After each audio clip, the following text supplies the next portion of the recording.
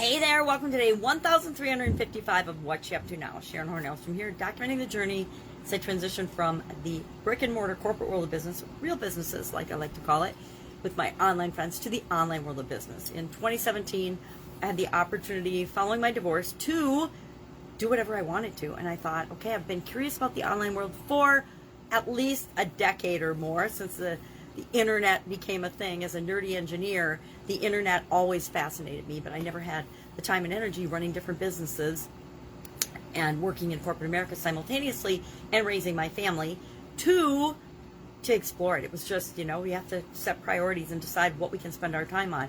And I remember the first couple days I spent on the internet, I literally stayed up all night long while my kids were sleeping, because my son was just a little guy then and my daughter was just born, all night long, pulling all-nighters when my son was born, and then having to go to work the next day because I was so fascinated by the internet and all the cool things you could find and do on it. And that was in the early days, the very early days, when there wasn't super user-friendly, and it wasn't the way it is nowadays, where you can just go to a search engine and you can find out anything you want.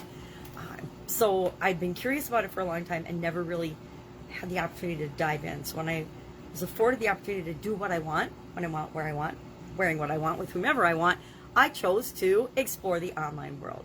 Now, since then, of course, I have made a lot of mistakes. Not even going to pretend that I haven't. Anybody who tells you that this is their direct line to success and you just follow their system and you'll have the exact same success that they have is fibbing to you. They're not telling it to you like it really is. Each and every one of us, no matter how good our mentors and coaches are, we still have to do the work and figure it out ourselves and find out what the sweet spot is on everything we learn and what works for us and what doesn't work for us. Because what works for me doesn't necessarily work for everybody that I interact with. Now, some of my coaching and some of my advice, of course, would work for everybody, but doesn't mean everybody will do it, right? I remember being in a six-figure coaching program in real estate. Wow. Decade and a half ago now, and it was interesting. My ex-husband and I were in it together, and we did very well in that coaching program. We did really, really well. But there were other people in the exact same coaching program that put in the exact same investment that we did that actually never did a single deal. In 2-3 years we were in that they just never did anything. They never did a deal. They never did anything. So all that money was put in because they weren't ready and they had all kinds of reasons, but they just never did. Whereas my husband and I took full advantage of that coaching program, and we definitely got our investment back many times over by being a part of that group and that organization. Same information, same training, same calls, same people, same events, same everything, yet some people will do things and take action on the information, and what they learn, other people won't. And that's just the nature of life. Everybody isn't going to do everything. And that's why I think it's interesting that people are so scared to be themselves and give away their information and share their knowledge and share their experience, because most people aren't going to act on what you share with them anyway. And if they do, great. It makes the world a better place. And you're not going to run out of information and content and wisdom. And if you are, then you're a very shallow well, and you better get moving to become the person that you want to really become to help other people and make the world a better place. So today, what do we do? Today, what do we have for content? We're doing time-related idioms for Supersize Your Business in the month of October. I just picked a theme. Sometimes it's fun to pick a theme and go with that. And since we're doing the Get Up and Go Challenge this month, I thought it'd be fun to have time as a topic. So I researched time-related idioms and found like 39 or something. So I thought, okay, that's perfect for the month of October. So today's idiom was a waste of time. And of course, I found that there's lots of ways to waste time. I think we all know that. We're all pretty much time-wasting experts, right? So I found a list of 20 ways to waste time yesterday. And I thought, well, okay, that's a pretty good list for life. And then this morning, as I was getting ready to do the video, I'm like, I want 10 wastes of time when we're supersizing and growing our business, because that's what this particular segment is about. And so I sat down with a Post-it note, and in about less than a minute, knocked off 10 big things that are time wasters as we're growing our business. And it kind of turned into a not list, things not to do or to make sure that you really do have, not have. turned out to be I think it's a really good list. And I just ask people, okay, what is the biggest waste of time that you're finding as you're growing and building and supersizing your business, or mapping out and creating your career? It's going to be different for everybody, right? What you consider your biggest waste of time. I guess I would have to think about what I these days consider my biggest waste of time. It's different for me now than it was 10, 15 years ago. And it's different for each and every one of the companies and the people and the businesses that I work with these days. There are common themes. Don't get me wrong, there's always common themes, which is why I could come up with the list so quickly. But each individual, each business has its own unique set of circumstances, which creates in turn its own unique biggest waste of time, right? The list is slightly different for everybody.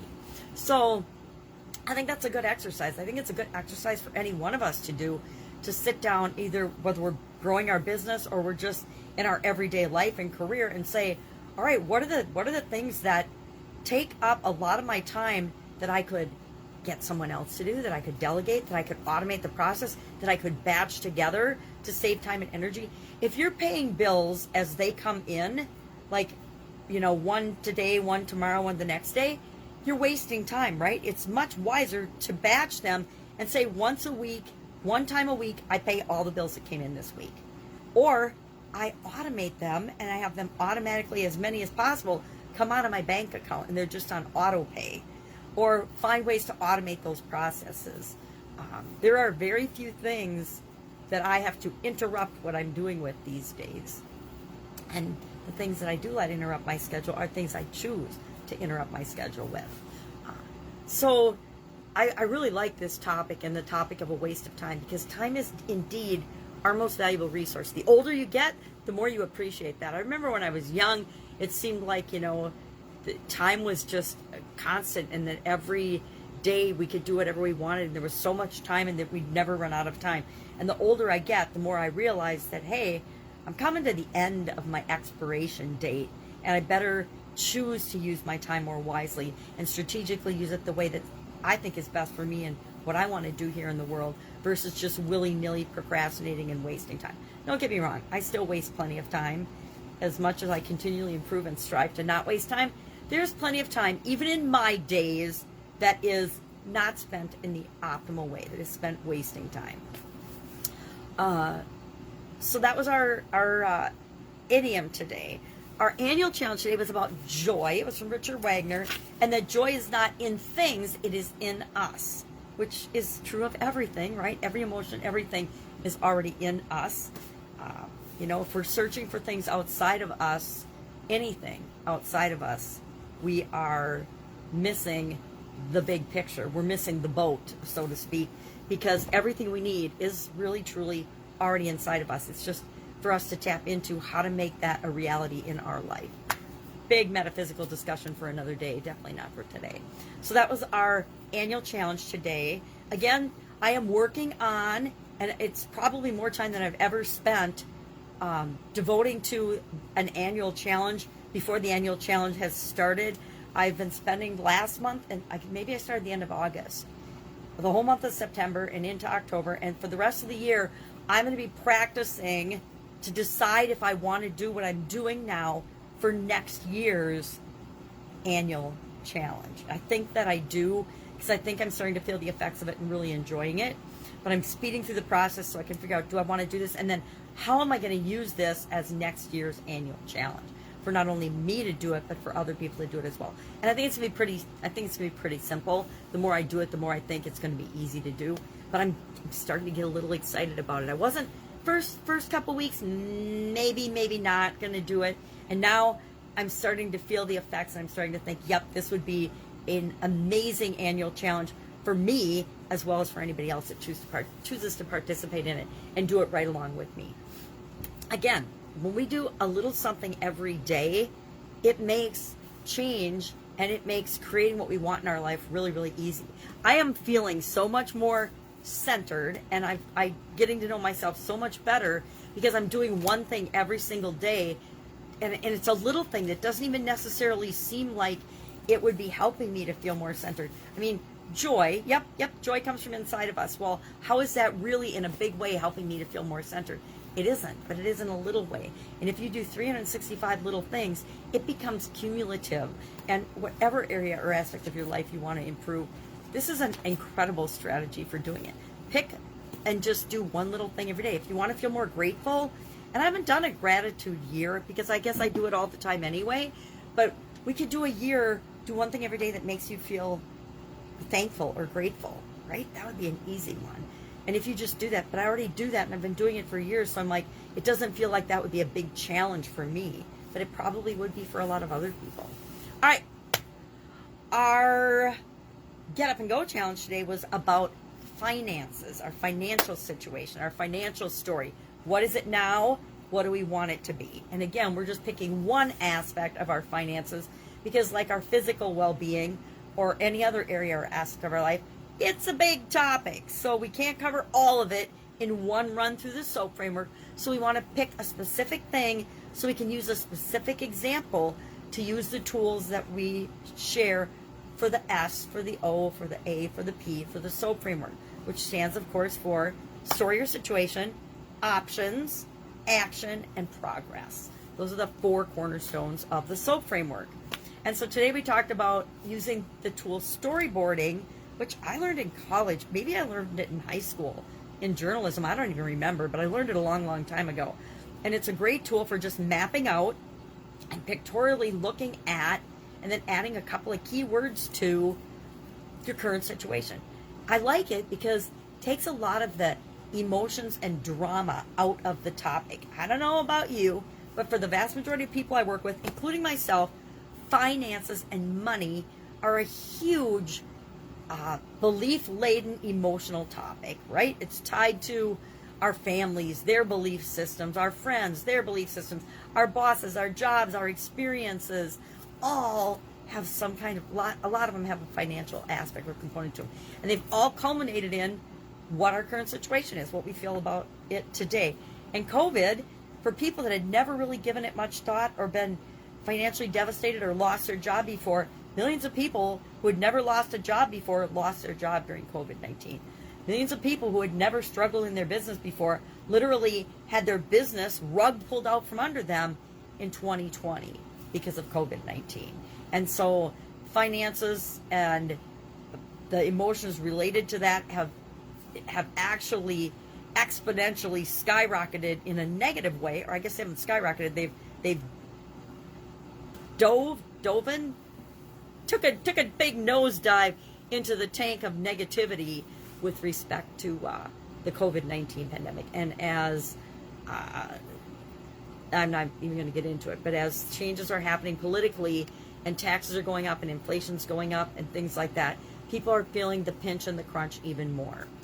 So it's a big topic, and storyboarding helps us to look at it, pick a piece of it that we're going to attack, because if we take it piece by piece by piece, it's not as overwhelming. We can actually see ourselves making massive changes that we want to make, not just the ones that have impacted us, but the changes that are in our best interest that we want to make going forward to improve any area or aspect of our life, but especially our financial area and aspect of our life. So we're working through the SOAP framework on that. Otherwise, still with a little cough and cold, super irritating. Before I start my videos, I cough, and I try to get through them without coughing. So I'm going to cut this short. If you need help with anything offline business or online business related, any question, please ask. It can be general, it can be specific, it can be technical. I've been involved in at least 30 some different industries, more than that, as a coach and consultant, but personally in an ownership position in different companies and organizations in 27 different industries, which I know there's like 1,000 different industries, but 27 is a lot based on most people's experiences. So I might not have your exact answer, but I guarantee I can hook you up with the person, place, thing, or resource that will help you keep moving forward and get moving so that you're not stuck. You don't feel like you don't have anyone to ask. That's it. Go out, make it an amazing day. If I can help you, ask. Otherwise, I'll be with you tomorrow just to fill you in on what I'm doing as I transition from the brick and mortar world to the corporate world, and the corporate world to the online world, and back and forth and back and forth. Because 2020 taught me that we can't, or we can, but I think that there's a lot of industries and a lot of things, especially in the area of manufacturing, which is my love, that need to have a foothold in the place that we live. And I live in the United States, so I think there's a lot of things that need to be brought back to the United States with respect to how we manage and run our resources and our businesses and our manufacturing, and what supplies and things are available to people. So I am tipping back and forth between the online and the offline world, which I think is my area of expertise. Anyway, have a great day. I will, of course, be with you tomorrow.